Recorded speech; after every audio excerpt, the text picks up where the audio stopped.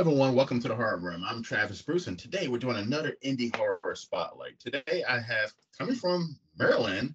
I have a indie horror director. He has a movie in the works right now. There's an Indiegogo going out for it right now. It's called Spirit Board: Doorway to Death. I have director Sean Wright with us. Sean, welcome to the Horror Room, my friend. Thank you. Thanks for having me. So tell us a little bit about Spirit Board: Doorway to Death.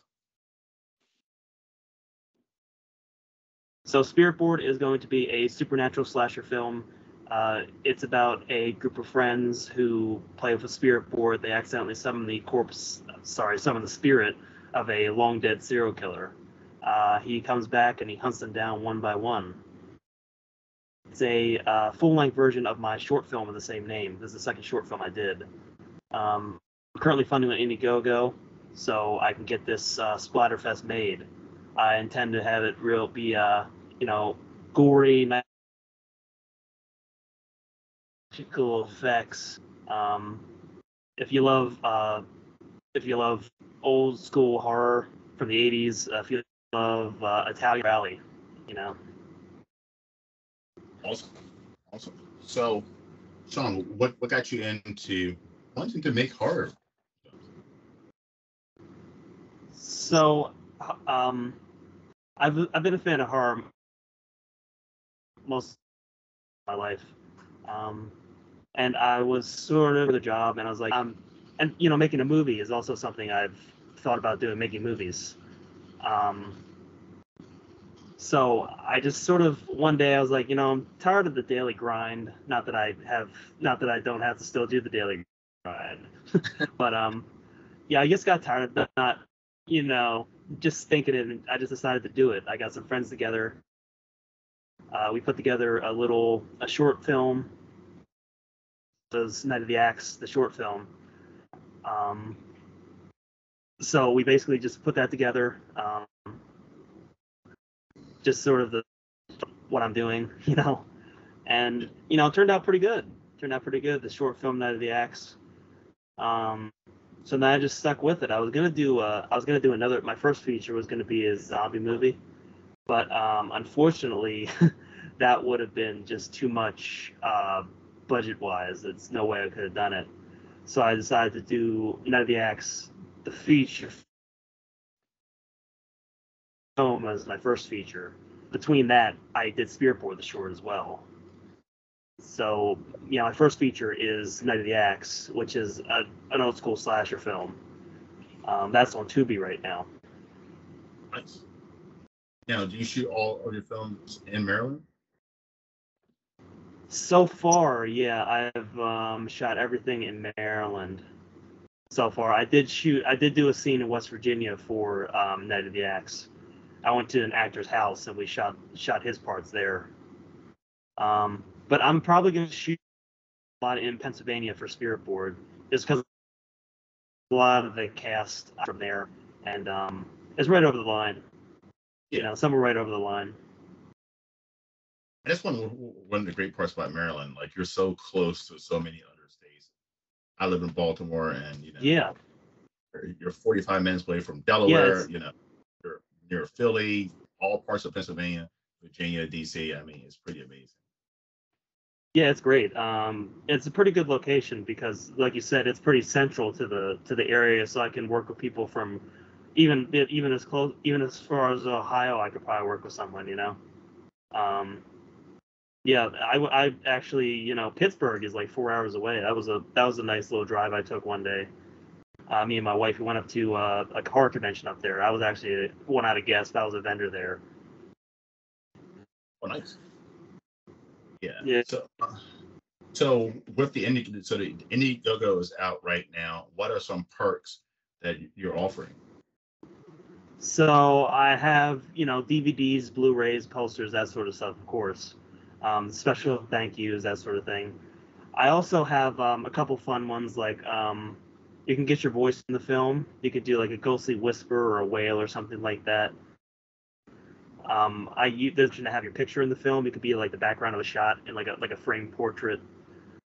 You can even, there's product placement opportunities. Like you can have your brand featured in the film. I could just like, put a, if you're a restaurant, for example, I could put like a bag of your food on the table or something, something like that. I also have like a nice one where it's like catering. You can get like a craft service credit, and that money will go directly towards feeding the crew, which I like that one. It's a really that's a really fun one. I was just producer credits, associate and executive, if you really want to support the film. A little higher dollar, obviously. There's one something. Oh, you could. There's also the opportunity to have your song featured as well. You could have like a little snippet of it played in the film. Especially in Maryland, there's a lot. There's a rock scene. There's a lot of indie rock bands scene here. So I mean, that's a definitely. Oh, definitely. Yeah, there's a lot of. So what are some struggles? I mean, you're a new horror filmmaker. What are some struggles that you ran into that newer someone who's thinking about getting into the horror industry might run into? Oh, there's a lot you're going to run into. Scheduling is always an issue, especially if you have no budget, because you're going to have trouble. You probably will have trouble, getting people who will work for relatively cheap and have open schedules. So definitely scheduling is always going to be your number one issue for when you're first starting out, and even when you're like 100 movies in and you're not in Hollywood, scheduling is always going to be a problem. Of course, money, because everything costs money. It's hard to find people who will work for free. You can find some volunteers, but they have to sort of be on board with your passion project. But yeah, you have to come up with some money. You probably, if you want to get started, self-financing is probably going to be your only option if you have nothing to your name, So, and I've personally had a lot of struggles with just keeping people on board, just due to scheduling and life. For Night of the Axe, my special effects artist, I lost him early on because he had some stuff happening in his life. So I just sort of had to scramble and just sort of do some of it myself, and have one of the actresses sort of step up and help out a lot with a lot of special effects as well for Night of the Axe, the feature.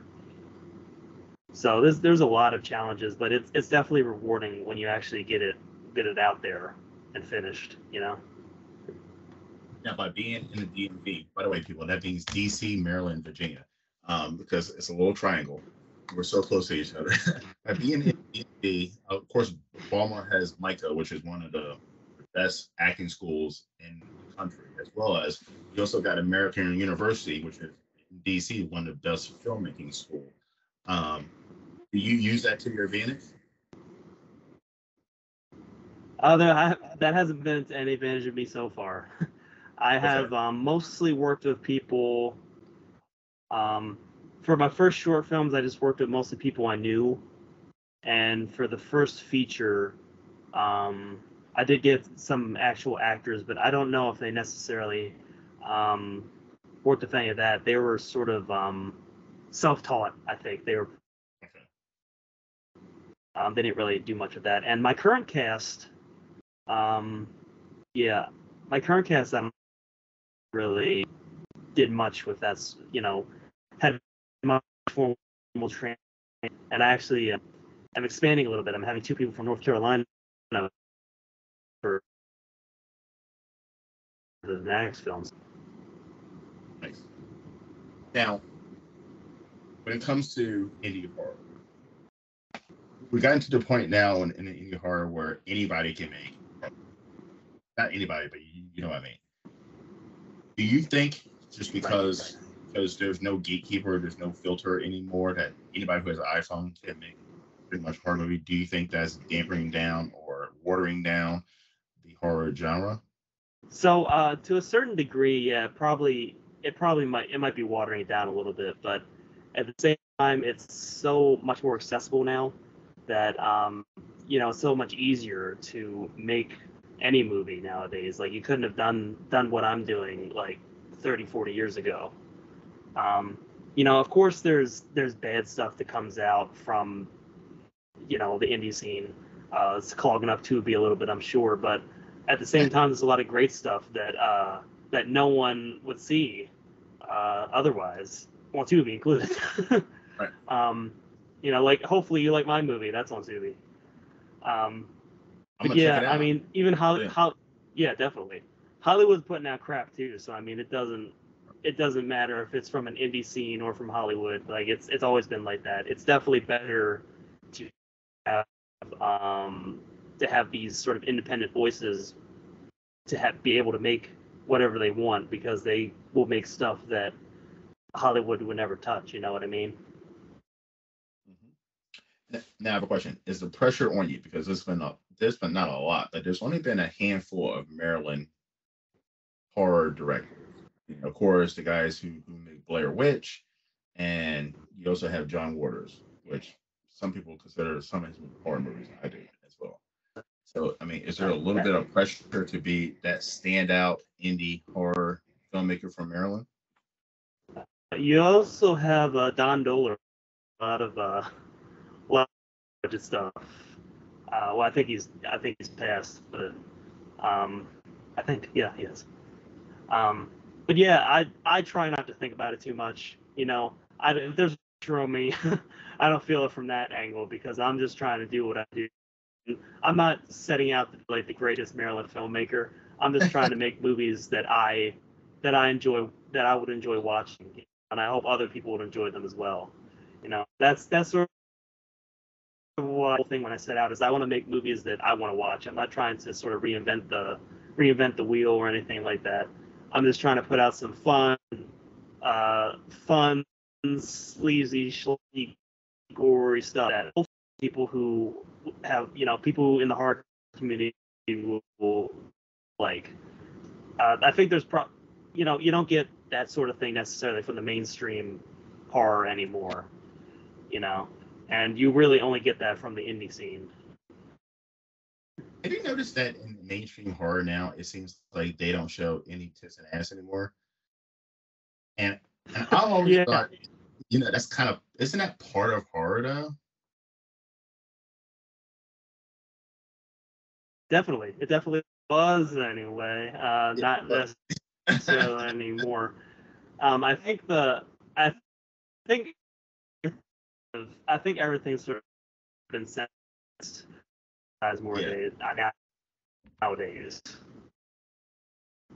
yeah, because because sort of the political correctness they've been pushing more and more, um, and you see, I don't think there's anything wrong with it, obviously, because I put it in my movies, but I think it's just a little bit of fun. I don't think there's anything really wrong with it, and it's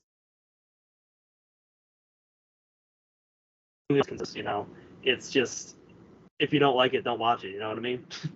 yeah, horror has always been meant to be a little bit offensive. It's Yeah, always has. I mean, there's always been it's always been violent, gory, and in many ways easy. That's There's yeah. been the I over mean, the envelope. it always calls a little bit of sexism in it, a little bit of racism in it. It's always it offends everybody. So like it's like everybody gets equal opportunity in horror.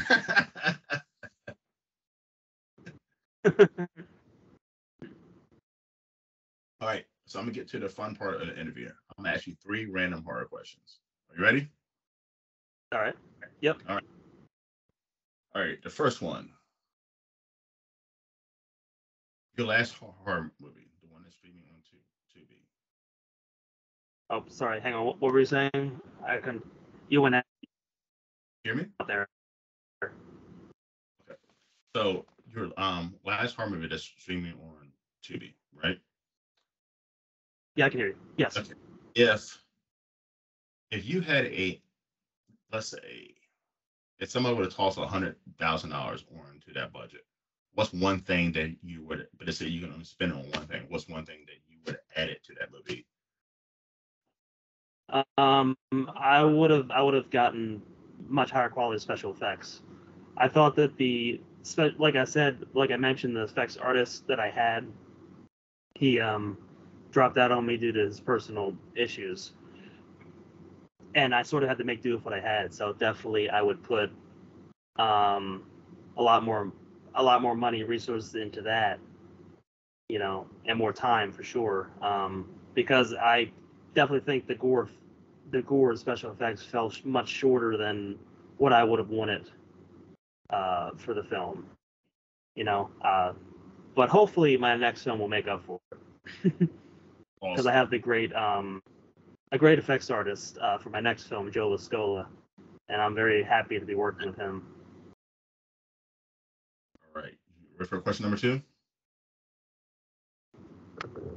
Yep, just a second. Sorry, my computer just did something weird. Yep, go ahead. Question number 2 is going to be horror movie women villains. All right, you got F, Marry, Kill. Okay, are you ready? Okay, go ahead.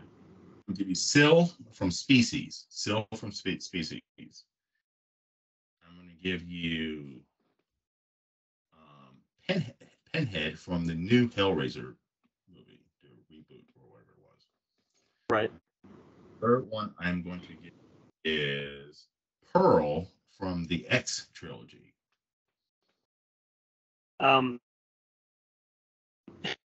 Is it old Pearl or young?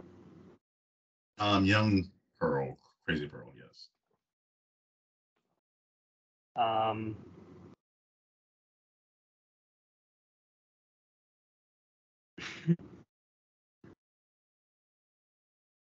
So the first one you said was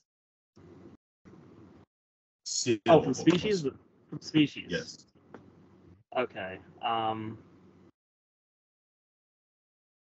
Well, I guess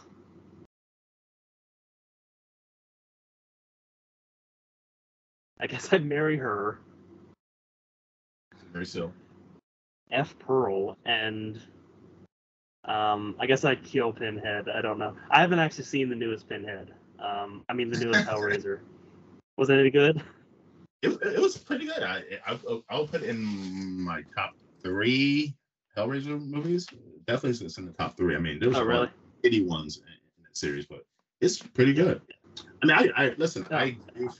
I agree with you, but I would marry Pearl because Pearl is loyal as all. Well, kind of loyal. She did cheat on her husband while he was in war, but she's pretty loyal, and she, I just feel like she'll be better wife material. Still, I would F and I would kill. I agree. I would kill Pinhead because I mean, what are you gonna do with a woman that has pins all through her head? I mean, that's not fun. Right. Oh yeah. Yeah, you can't do much with that. Yeah, nothing with that. All right. Final question. All right. Big Hollywood production company gives you unlimited budget to do your remake, for you to do a remake of Friday the 13th, the Jason. Right. What will your spend be? Well, I don't know if I'd do a remake. I'd probably just do a sequel. I'd probably make it like a sequel to like part 7 or something. Just ignore everything after that and be like, I don't know. I'd probably just, you see, I'm a sucker for classic action. I don't like reinventing the wheel and doing new spins. Like if you have a Friday the 13th movie, you just want to see Jason killing some people. I'd do something interesting. I'd probably be like have Camp Crystal Lake be like a winter retreat and do it in the snow. Do like Jason in the snow, the lake's frozen over. Maybe you can kill someone with an ice skate. That could be pretty fun. Oh, maybe it's too soon. Didn't that just happen? I think so. But that's a good idea because now you kind of switch it from camp counselors to couples on a couple retreat. That's a good idea. Yeah, that would definitely be cool. I did definitely also always think of like I've always thought of like a Friday the 13th in the snow. That would be cool. I'm just a sucker for snow. I just like snow. I mean, and snow is my great wife too. hates it, but I mean, just the way the blood will look on the snow will be amazing. Oh yeah, great idea. All right. So Sean, where can everyone find you, my friend? So my website is facemeltfeatures.com. I'm on Facebook as just Sean Wright. You can find me there. Also, my page, Face Melt Features, you can find that on Facebook. Instagram, Heavy Metal Horror. Twitter is Face Melt Films. But yeah, definitely the best place is my website, Face Melt Features. You can find my store. You can get Night of the Axe on Blu-ray and DVD. That's also streaming on Tubi. Both my short films are embedded on the site, so you can watch them right there. The Indiegogo, you can find a link to that through my website as well. It's right on the front page. And also across my various social medias, of course, and down below, I'm sure. Everybody, there's going to be a link to his Indiegogo page as well, so you can click it from there as well. Yeah, I hope I have your support, because I can't make this movie without the support of the fans, because I self-finance Night of the Axe, and I cannot do that again, not in this this economic climate. Well, I'm going to get this all out to my subscribers. Everyone, please check out Night of the Axe on Tubi right now, as well as go ahead and support the Indiegogo for Spirit Board Doorway to Death. Sean, it's been an absolute pleasure, my friend. Thank you for coming on to the Horror Room. You're more than welcome anytime. Thank you. I'm glad you had me. Maybe after the movie comes out, we can talk about it too. Maybe I can have some of my cast available. Most definitely. And by the way, if you ever need a victim, let me know. I'm right down the street from you. So. All right, I'll let you know. Thank you. All right, everyone. Well, thank you for coming to the Horror Room. I'm Travis Bruce. I'll see you guys next time. Take care.